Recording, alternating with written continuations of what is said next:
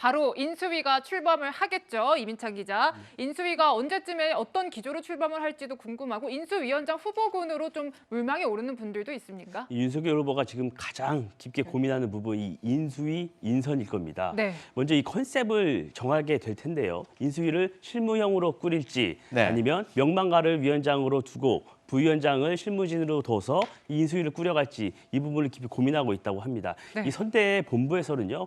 이 공식 라인뿐만이 아니라 여러 이 후보 주변에서 여러 보고서가 이미 올라갔다고 합니다. 윤석열 후보가 검토를 하고 있는데요. 오늘 해단식 이후에 이 부분을 집중적으로 보고 결론을 내릴 텐데 인수위원장으로는 뭐 이런 선대본부에서 초반에 여러 활동을 했던 김병준 전 위원장이나 김병준 전 예, 위원장이요. 뭐 선대본부장으로 예. 이 선대위를 잘 꾸려왔던 뭐 권영세 사무총장 두루 언급이 되고 있습니다. 네. 또 일각에선 정책을 총괄했던 제주지사가 해야 되는 것 아니냐 뭐 이런 얘기도 하고 있다고는 하는데 그렇군요. 이런 후보가 어떤 컨셉으로 누구와 편하게 일하면서 향후 5년의 국정 과제를 어떻게 선정하고 정부 조직 개편은 어떻게 할지 긴밀히 협의할 수 있는 분들을 선정을 할 것으로 보입니다. 네, 오늘 당선인 관련된 기사가 딱 나오자마자 바로 인수위원장 기사가 나오는데 안철수 후보가 뭐 내정됐다는 얘기 있었고 또 부위원장으로는 권영세 본부장 얘기도 나오고 있었고 뭐 김병준 전 위원장 얘기 거기다가 또 이렇게 뭐 이렇게 제주지사였던 원희룡 지사 같은 경우는 뭐 행정안전부 장관으로 갈 수도 있다 뭐 이런 기사가 벌써부터 나오더라고요. 그만큼 이제 자리들이 많은 것 같은데 윤석열 시대를 누가 이끌어갈지에 대해서 굉장히 궁금하실 것 같습니다. 그 그룹들을 저희가 조금 나눠봤습니다. 보면 선거대책본부 그룹이 있고요. 국민의힘 그룹이 있고 검찰 출신이가 검찰 인맥들이 있고 더불어민주당 출신에서 온 구여권 그룹들이 있고 또 전문가 그룹들이 있다고 합니다. 자, 대변인께 좀 여쭤보겠습니다. 여기서 제일 중요한 거, 궁금한 거, 윤핵관. 자, 윤석열 핵심 관계자 이 3인방 있지 않습니까? 뭐 더 얘기하지 않겠습니다. 얘기를 해버렸는데 이 세 분은 어떻게 되는 겁니까? 궁금하실 것 같아요.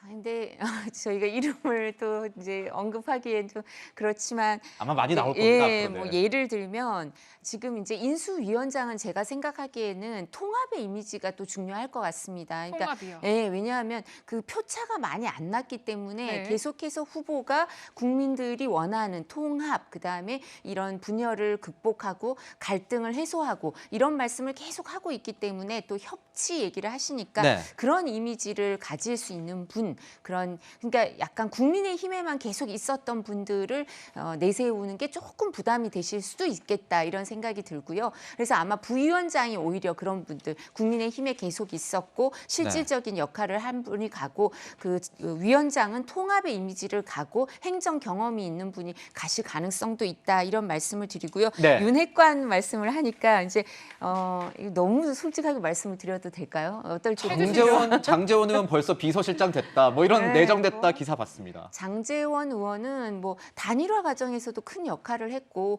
솔직히 후보의 신망이 아주 두텁습니다. 그렇기 때문에 뭐 어떤 역할을 맡든 사실상 그 후보에게 또 진솔한 그 대화에 그다음에 의논의 상대가 될 사람이란 건 확실하거든요. 그렇기 때문에 역할은 어떻게 될지 모르겠습니다만 그런 친구라고 하면 좀 그럴지 모르겠지만 동지로서 계속 그런 그 의논의 상대가 돼줄 뿐이니까 아마 그 존재가 확실할 거다. 이 존재감이 확실할 거다. 이런 말씀을 드릴 수 있을 것 같고요.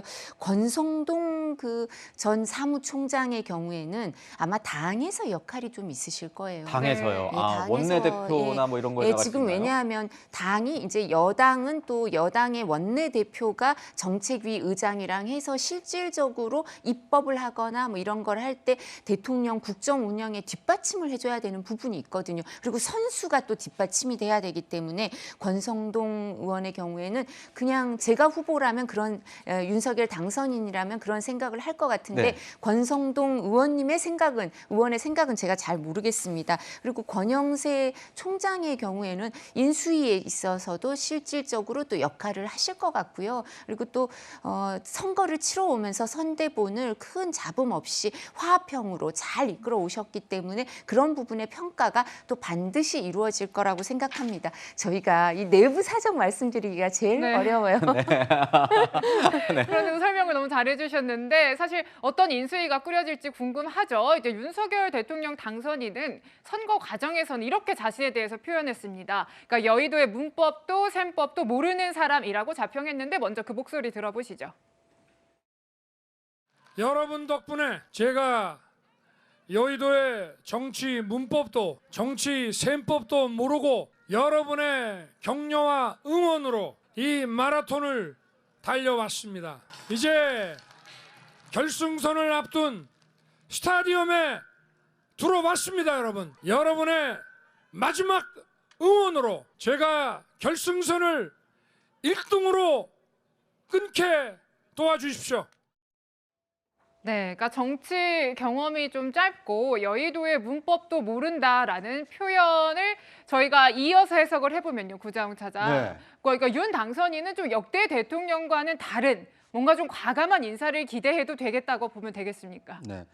그러니까 이제 기대는 과감한 변화를 할 것 같은데 네. 방금 대변인 말씀하신 대로 보면 경선 과정에 도왔던 분, 그다음에 대선 과정에 도왔던 분 이런 분들이 이제 핵심 포스트에서 역할을 할 것이다. 근데 네. 이제 물론 현실적인 그런 측면이 있습니다. 가장 미들맨들과 함께 일을 해야 효과적으로 성과를 낼 수 있기 때문에 단시간 내에 뭔가 이 큰 그 결정을 해야 될 때는 이 가까운 사람을 쓰기가 쉬운데 그런데 5년이라는 전체 긴 이 국정을 생각을 하면 첫 단추를 잘 껴야 되거든요. 그러니까 국민 화합과 국민 통합의 메시지를 어떻게 줄 겁니까? 결국 탕평 인사로 보여줄 수밖에 없는데 인수위원회 그리고 앞으로 꾸리게 되는 인수위원들의 어떤 사람들이 들어가느냐가 앞으로 윤석열 정부의 5년 미래를 좀 네. 내다볼 수 있기 때문에 저는 이 탕평 인사가 인수위원회에서 이루어지는 것이 좀 더 좋지 않을까 하는 생각입니다. 네. 네, 제가 설명이 좀 부족했던 것 같은데요. 그러니까 아까도 장제원 의원에 대해서는 정말 어떤 직책을 맡을지 모르겠지만 그 의논 상대가 될 거다 이런 역할에 대해서 말씀을 드렸는데 이제 자리에 대해서로 이해를 하신 것 같습니다. 근데 이 부분에 대해서는 제가 누누이 말씀드렸는데 제가 후보는 공무원들을 관료를 발탁할 가능성이 아주 높으세요. 그래서 아마 그 뭐 이렇게 장관이라든가 청와대도 저희가 같이 일했던 선대본에서 일했던 사람들은 대부분 들어갈 수 없을 거라고 솔직히 생각하거든요. 지금 이제 구자웅 차장 생각하시는 거랑 전혀 다르게 저희는 저희의 역할이 여기서 끝났다고 생각하고요. 그 공직을 맡을 기회, 특히 뭐 청와대나 장관 이런 급이 되는 분들도 거기에 들어갈 수 있다고 생각하시는 분들이 별로 없습니다. 대부분 공무원들이나 아니면 관료 중심으로 운영될 거라고 생각하고요. 네. 또 무엇보다도 현실적인 문제가 장관들 경우에는 청문회 문제가 있거든요. 그래서 이런 부분 관료 중심, 테크노크랏 중심으로 국정 운영이 될 가능성이 아주 크고요. 인수위도 이 부분도 저희가 후보가 윤석열 당선인이 정권 교체 동행위원회를 뒀던 걸 생각하시면 됩니다. 김한길 위원장이 새시대 준비위원회를 하다가 후보가 이제 김한길 위원장이 사퇴하고 나서 윤석열 당선인이 그 직접 위원장이 돼서 정권 교체 동행위원회를 꾸렸었는데요. 거기에 그 구 여권 인사들, 그러니까 더불어민주당 출신 인사들, 국민의힘에 입당을 안 한 구 여권 인사들이 많이 모여 있거든요. 이분들이나 호남 출신 인사들이 상당히 발탁될 거고 전진 배치될 거라고 말씀을 드릴 수 있고요. 인수위도 그래서 제가 아까 인수위원장도 기대하는 것보다 훨씬 더 통합의 이미지를 가지신 분이 될 거다 이런 말씀 드렸던 것처럼 네. 인수위 그리고 국정 운영도 그렇게 될 겁니다. 네. 윤석열 당선인이요. 탄핵도 할 테면 하라 이렇게 얘기한 바가 있습니다. 무슨 얘기했었는지 한번 들어보고 얘기 나눠보도록 하죠. 이 민주당 사람들은 국민들의 지지로 제가 대통령이 되면 180석을 가지고 제대로 정부를 운영할 수 없게 방해를 하거나 심지어는 우리 당의 이탈자들을 모아 저를 탄핵을 칠 수도 있다고 떠들고 다닙니다. 저는 하라면 하라 이겁니다. 저의 정치적 지지 세력이 바로 주권자입니다, 여러분. 자, 이런 탄핵 얘기가 나온 배경에는 아마 그 의석수가 아니겠습니까? 의석수, 뭐 국회 선진화법도 무력화시키는 뭐 이렇게 지금의 여당, 아직 여당이라고 하셨으니까 여당이 굉장히 이제 의석수가 많기 때문인 것 같은데 이 여소야대 상황이 될 거란 말입니다. 이런 상황에서 어떻게 협치를 이끌어나갈지 좀 궁금하기도 하고 그걸 풀어나가기 위해서 일각에서는 이런 얘기도 들리더라고요. 아까 김한길 대표 말씀하셨으니까 김한길 대표가 이 모자라는 의석수 지금 아마 한 7, 8자리가 되는 것 같은데 이 자리를 민주당에서 좀 이렇게 영입하는 형식으로 데려오지 않겠느냐 뭐 이런 얘기도 물밑에서 그런 작업들을 하고 있다 이런 얘기도 있던데 그렇습니까? 후보가 윤석열 당선인이 이제 유세를 하실 때 입장은 이런 것 같습니다. 그러니까 여소야대가 되면 사실 대통령의 국정 운영 동력이 좀 떨어지는 거 아니냐. 네. 그렇기 때문에 여당 출신, 일당 출신의 대통령을 선호하는 거 아닐까. 그래서 그런 우려를 할 필요 없다. 내가 여소야대 상황에 대통령이 된다 하더라도 국민들이 뒷배가 돼주고 국민들이 정치적 후원으로서 도와주시면 뭐든지 뚫고 나갈 수 있다. 탄핵 같은 것도 두려워할 필요가 없다. 이런 말씀을 하신 취지로 이해가 되고요. 지금 상황이라는 건 과거의 정계처럼 그런 인위적인 정계 개편이 불가능하다고 생각이 됩니다. 네. 무엇보다도 지방선거가 얼마 남지 않은 상황에서 당선인이 합당 얘기를 하셨거든요. 그럼 제일 그 국민의힘의 과제가 합당을 해야 되는, 국민의당과 합당해야 되는 이런 과제가 있는데 다른 문제까지 뭐 인위적으로 할 그런 여력이 되지도 않을 뿐더러 국민들이 그런 부분에 대해서 우호적인 시선으로 봐주실지 알 수가 없고요. 근데 제가 인위적인 개편은 어렵다라고 말씀을 드리는 게 자연적으로 뜻을 같이 하고 협치를 하는 과정에서 뭐 통합 정부를 형성하고 민주당 출신 인사들을 등용하고 같이 하는 거 이런 게 자연스럽게 이루어지는 건 국민들도 원하는 바고 그런 부분은 이루어질 거라고 생각을 합니다. 네.